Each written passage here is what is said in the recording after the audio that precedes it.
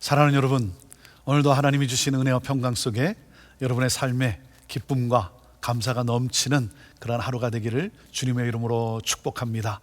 어려움도 있고 불안함도 있고 염려도 있지만, 그러나 우리 주님께 또 맡기고 또 우리가 기도하며 주님의 은혜를 구하며 함께 나아갈 때 하나님께서 오늘도 우리를 승리케 하시는 그 힘과 지혜와 또 하나님의 그 무한한 그 평강이 넘치게 되리라 믿습니다. 우리는 이 세상에 살지만 우리는 이 세상에 속한 자가 아니라 이 세상 속에서 우리는 구별된 삶을 살아야 되는, 우리는 하나님의 백성들이요, 하나님 나라의 우리는 주민이요, 또한 우리는 선교적 삶을 살아가는 선교사들입니다. 우리가 이 땅을 살아갈 때 여러분, 다른 삶이라는 게 뭐겠습니까? 그것은 바로 우리 하나님이 가장 기뻐하시는 서로를 사랑하는 삶입니다. 하나님을 사랑하면 서로를 사랑하게 되어 있습니다. 서로를 사랑하지 않는데 하나님을 사랑한다는 것은, 그것은 결국 종교 행위일 뿐인 것입니다. 서로를 사랑하는 것, 여러분, 그것은 바로 우리가 형제의식, 가족의식을 가질 때 가능한 일 아니겠습니까? 내가 형제라고 생각할 때, 내가 한 가족이라고 생각할 때 우리는 서로 더불어 함께 살아갈 수가 있습니다. 이 가족의식이 우리에게 있어야 되는 것이죠. 마태복음 20장에 보면 포도원 주인의 이야기가 나옵니다. 포도원 주인이 하루 종일 일한 사람에게 한 데나리온을 주기로 약속을 했습니다. 1시간 일한 사람에게도 한 데나리온을 줍니다. 하루 종일 일한 사람들이 주인에게 원망하지 않습니까? 여러분, 왜 원망합니까? 비교하기 때문에 그렇습니다. 그러나 1시간 일한 사람에게 주인이 똑같이 한 데나리온을 준 것을 내가 그 사람을 형제로 여기면, 가족으로 여긴다면 여러분, 감사할 일 아니겠습니까? 우리 안에 이 가족의식, 형제의식을 가지고 우리가 서로 이웃을 돌아보며 함께 서로 사랑하며 하나님이 기뻐하시는 그러한 하나님의 나라, 하나님 나라가 임한 그러한 거룩한 공동체를 함께 이루어갈 수 있게 되기를 바랍니다. 계속되어지는 말씀 속에 우리는 그 메시지를 받게 되는데요, 신명기 22장 말씀입니다. 자, 22장 1절에서 12절 말씀인데 1절 말씀을 먼저 읽습니다. 내 형제의 소나 양이 길 잃은 것을 보거든 못 본 채 하지 말고 너는 반드시 그것들을 끌어다가 내 형제에게 돌릴 것이요, 그랬습니다. 자, 형제의 소나 양의 길을 잃어서 지금 헤매고 있을 때 그것을 못 본 채 하지 말고 그것을 반드시 수고를 아끼지 말고 그 형제에게 데려다 주라는 것입니다. 돌려주라고 말씀하고 있습니다. 이웃이 잃어버린 소유물, 그 소유물을 보았을 때 그것을 이웃에게 찾아줘야 한다는 것이죠. 왜 그렇습니까? 내 형제이기 때문에 그렇습니다. 내 형제이기 때문에 못 본 척 하지 말라는 것입니다. 자, 그리고 또 이렇게 말씀하십니다. 내 형제가 내게서 멀거나 또는 내가 그를 알지 못하거든 그 짐승을 내 집으로 끌고 가서 내 형제가 찾기까지 내게 두었다가 그에게 돌려줄지니 나귀라도 그리하고 의복이라도 그리하라. 형제가 잃어버린 어떤 것이든지 내가 얻거든 다 그리하고 못 본 채 하지 말 것이며, 그랬습니다. 못 본 척 하지 말고 수고를 아끼지 말라는 거죠. 못 본 척 하지 말라는 건 뭡니까? 무관심하게 살아가지 말라는 겁니다. 관심을 갖고 살아가는 거죠. 이웃이 당한 어려움, 생각해 볼 때, 이웃의 입장에서 생각해 볼 때 이웃이 당한 그 어려움을 또한 나의 어려움으로 여기고, 그래서 뭡니까? 그래서 적극적으로 도와주라는 것이죠. 이웃의 입장에 서서, 그 사람의 입장에 서서 그 사람을 적극적으로 도와주라는 것입니다. 우리는 삶이 어려워지면 어려워질수록 우리는 다른 사람, 우리는 이웃에 대한 삶에 대해서 우리는 무관심하게 살아가기가 쉽지 않습니까? 하나님이 뭐라고 말씀하십니까? 그럴 때에도 이것은 생존권에 관계된 것이라는 것이죠. 여러분, 소를 잃어버렸어요. 양을 잃어버렸어요. 그 사람의 생존권이 걸려 있는 것입니다. 그래서 무관심하게 그냥 못 본 척 지나치지 말라는 것입니다. 그 형제의 안타까움을 나의 안타까움으로 여기고, 그래서 어떻게 해서든지 그것을 찾아주라고, 수고를 아끼지 말라고 말씀하고 있는 것입니다. 자, 또 그런가 하면 4절에 이렇게 말씀을 하십니다. 내 형제의 낙이나 소가 길에 넘어진 것을 보거든 못 본 채 하지 말고 너는 반드시 형제를 도와 그것들을 일으킬지니라, 그랬습니다. 형제를 도와 일으키라는 건 뭡니까? 넘어져 있다는 거예요. 넘어졌을 때 서로 도와서 서로 도와서 일으켜 세워주라는 것입니다. 여러분, 하나님이 원하시는 것은 무엇입니까? 하나님이 독생자 아들, 독생자 예수 그리스도를 이 세상에 보내셔서 우리를 죄에서 구원해 주신 것, 그리고 하나님이 원하시는 게 뭐겠습니까? 이 모든 걸 통해 뭐예요? 하나님은 회복을 원하신다는 것이죠.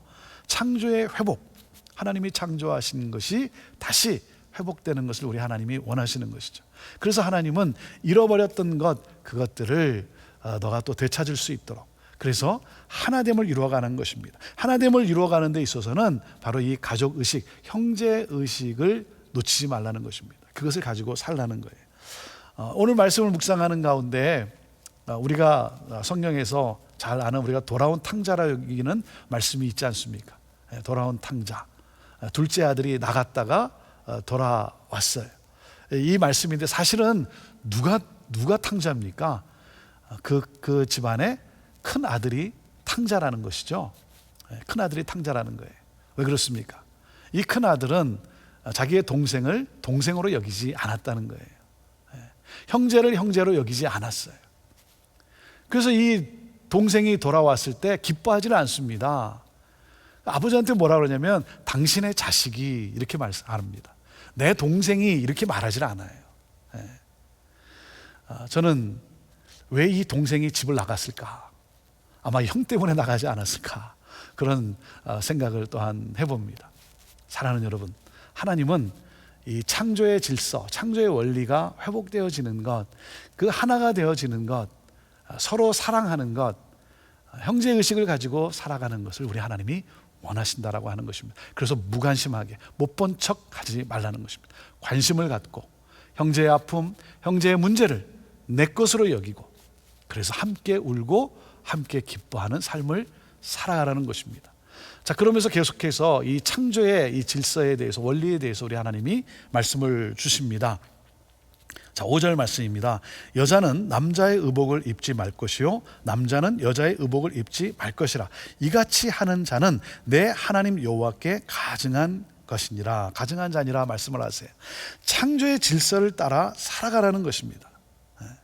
하나님의 이 창조의 질서, 창조의 원리를 파괴하지 말라는 거예요. 남자는 남자고 여자는 여자라고 하는 사실이에요. 여러분, 이것이 섞이는 것, 이것은 하나님은 가증한 것이라고 여깁니다. 그래서 동성애는 하나님이 가증하게 여기는 것이라는 거예요. 죄라고 하는 사실이에요. 그것은 바로 하나님이 정하신 경계선, 하나님이 정하신 질서를 파괴한 것이라고 하는 것입니다.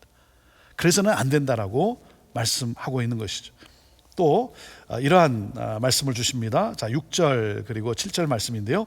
길을 가다가 나무에나 땅에 있는 새의 보금자리에 새 새끼나 알이 있고 어미새가 그의 새끼나 알을 품은 것을 보거든 그 어미새와 새끼를 아울러 취하지 말고 어미는 반드시 놓아줄 것이요 새끼는 취하여도 되나니 그리하면 내가 복을 누리고 장수하리라 그랬습니다. 자, 새 둥지를 발견했을 때, 그래서 내가 취하고 싶을 때, 그때 하나님이 이렇게 말씀을 하세요. 어미새는 반드시 놓아주어라. 왜 그렇습니까? 어미새는 다시 알을 낳을 수 있다는 거죠. 그래서 새들을 보존하라는 거예요. 그래서 새들이 보존됨으로써 사람이 또 다시 알을 또 얻을 수도 있다는 것이죠. 하나님은 이 번식에 대해서도 하나님이 무슨 말입니까? 무분별한 포획을 하나님이 금하셨다는 것입니다. 무분별한 포획은 뭡니까? 그거는 자연계를 파괴하는 것이죠. 생태계를 파괴하는 거예요. 하나님은 하나님이 창조하신 이 피조물 모두, 사람뿐만 아니라 이 창조의 세계의 질서, 이 창조의 세계가 파괴돼서는 안 된다는 것이죠. 그래서 하나님은 자연에 대해서도 우리 그리스도인이 책임 있는 삶을 살아갈 것을 원하고 계십니다. 자연을 돌봐야 된다는 것입니다. 여러분, 코로나로 인해서 우리가 많은 것을 잃기도 하고 또 그런가 하면 아픔도 주어지지만, 그런데 이 코로나를 통해서 우리가 또 깨닫는 것이 무엇입니까? 이 자연계의 회복 아닙니까? 모든 것이 멈추어진 상황 속에 우리가 또 참 듣는 기쁜 소식은 뭡니까? 이 공기가 맑아졌다는 거죠. 이전에는 잘 안 보이던 산이 이 그 오염으로 말미암아 잘 안 보이던 산이 이제는 보인다는, 공기가 맑아졌다는 거죠. 물이 깨끗해졌다는 거예요. 그래서 이전에 보지 못했던 또 물고기들을 또 와서 사는 것을 본다는 것 아닙니까? 하나님이 이 코로나를 통해서 우리에게 주시는 또 메시지가 뭡니까? 그것은 바로 이 인간의 무분별한 삶, 인간의 이 탐욕으로 말미암아 파괴된 이러한 자연, 하나님은 회복을 원하시고 우리가 이 모든 것을 잘 관리하며 살아가기를 원하신다는 것이죠. 이 하나님이 정해놓으신 경계선, 이 질서, 이것을 넘나드는 것은 우리 하나님이 원하시지 않는다는 것입니다. 자, 그리고 또 이렇게 말씀을 하십니다. 8절, 내가 새 집을 지을 때 지붕에 난간을 만들어 사람이 떨어지지 않게 하라. 그 피가 내 집에 돌아갈까 하노라 그랬습니다. 여러분, 최선을 다해서 생명을 지키는 그러한 삶을 살아라는 것이죠. 그 울타리가 없으면, 그러면 또 울타리가 없음으로 인해서 또 무제한 그 피를 흘릴 수도 있다는 것이죠. 그런가 하면 이 난간을 분명히 만들어서 그래서 안전장치를 만들어라는 것이죠. 비용이 아까워서 그걸 절약하기 위해서 그것을 안전장치를 만들지 않음으로 인해서 무제한 또 무고한 피를 흘려서는 안 된다는 거죠. 그런 경우가 있지 않습니까? 건축을 하면서 이 열심히 건축을 하면서 뭡니까? 보기 좋게 지었는데 비용을 아끼기 위해서 뭔가를 이렇게 빼먹었을 때, 결국 이 안전장치를 빼놓았을 때 이 건물이 무너짐으로써 생명을 잃는 그러한 무제한 피를 흘리는 그러한 또 고통을 우리가 겪지 않습니까? 하나님은 최선을 다해서 생명을 지켜라. 안전장치도 할 수 있는 대로 최선을 다해서 우리가 지키고 만들어야 한다는 것이죠. 자, 그리고 9절과 10절 말씀에 또 이러한 법을 하나님 말씀을 하십니다. 내 포도원에 두 종자를 섞어 뿌리지 말라. 그리하면 내가 뿌린 씨의 열매와 포도원의 소산을 다 빼앗길까 하노라. 너는 소와 나귀를 결의하여 갈지 말며 양털과 배실로 섞어 짠 것을 입지 말지니라. 12절, 너희는 너희가 입는 겉옷에 내 귀에 술을 만들지니라 그랬습니다. 품종이 다른 포도나무를 또 심지 말라 이렇게 말씀하셨고요. 또 다른 과일나무죠. 다른 과일물을 심지 말고, 그러면 다른 곡물들 얻게 되고, 이것은 하나님이 이렇게 말씀하시는 거죠. 자연 질서를 교란하지 말라는 것이죠. 또 그런가 하면 밭을 갈 때 힘이 같지 않기 때문에 아마 소와 나귀를 함께 멍에를 매지 말라고 말씀하신 것은 아닌가. 또 그런가 하면 나귀는 하나님이 부정한 짐승이라 했으니까 소와 함께 이렇게 하지 말라고 하신 것은 아닌가. 그런데 잘 모르겠어요. 잘 모르겠지만 분명한 사실은 무엇입니까? 통합할 것과 통합하지 않을 것이 있다는 것이죠. 여러분, 이 하나님이 정한 경계선이 있다는 거예요. 그래서 함께 할 수 있는 것이 있는가 하면 함께 해서는 안 되는 것이 있다는 거죠. 그렇기 때문에 우리 하나님은 하나님이 정하신 이 경계선, 이 질서를 넘나들지 말라는 것입니다. 지킬 것을 반드시 잘 지키라는 것입니다. 이것이 바로 구별된 백성으로서의 삶이라고 하는 것이죠. 우리 그리스도인은 누굽니까? 세상과 구별된 삶을 사는 사람들, 세상의 가치가 아니라 하나님 나라의 가치를 따라 살아가는 사람들 아니겠습니까? 사랑하는 여러분, 그렇기 때문에 하나님이 정해놓은 이 창조의 원리, 창조의 질서를 우리가 또 잘 지키고, 그런 가운데 또 생명을 존중히 여기고, 그래서 이웃을 사랑함으로 말미암아 하나님이 우리에게 베풀어 주신 이 놀라운 사랑, 예수 그리스도의 사랑, 모든 것을 주신 그 사랑을 함께 베풀고 나누고 섬김으로 말미암아 하나님께서 우리가 하나님 나라의 공동체를 이 땅에서 이루어 가라고 말씀하고 있습니다. 오늘도 우리가 서로를 돌아볼 수 있게 되기를 바랍니다. 사랑하는 여러분, 지금은 이 재난의 때 아닙니까? 이 재난의 때는요, 사랑을 실천할 때입니다. 재난의 때는 무엇보다도 사랑을 실천할 때예요. 이때야말로 정말 복음이 더 왕성하게 전해질 기회인 것입니다. 그리스도의 사랑을 우리가 함께 나누고 전함으로 말미암아 그들에게 예수 그리스도를 그들에게 소개해주고, 그러므로 말미암아 그 영혼들이 구원받는 이 놀라운 역사. 사랑하는 여러분, 우리가 재물을 나누고 우리가 섬기는 것은 그냥 물질만 나누는 것이 아닙니다. 그것은 바로 위로를 가져다 주는 것이고 바로 소망을 가져다 주는 것이고 그것이 바로 하나님 나라를 여러분 소개하는 귀한 일인 것입니다. 오늘도 우리 하나님이 주신 말씀을 따라 말씀에 순종하며 이 말씀을 기쁘게 여기며 삶으로 말미암아 영혼 구원의 귀한 일들을 이루어가는 그러한 우리 모두가 되기를 주님의 이름으로 축복합니다. 기도하겠습니다. 하나님, 우리와 언약을 맺으시고 우리와 맺은 언약을 이루시기를 기뻐하시며 우리를 구원해 주신 하나님 감사합니다. 그 사랑, 그 사랑으로 서로를 사랑하며 형제의식을 가지고 가족의식을 가지고 살아가는 우리 모두가 되게 하여 주시고 또 자연도 하나님이 창조하신 이 자연도 돌보는 그러한 우리들 되게 하여 주시고 하나님 정말 통합할 것을 통합하고 또 통합하지 말아야 될 것은 하나님이 정하신 경계선을 우리가 넘나들지 말므로 말미암아 하나님의 질서가 온전히 이루어지는 하나님 나라가 이 땅에 실현되어지는 그러한 공동체를 이루어가는 우리들 되게 하여 주옵소서.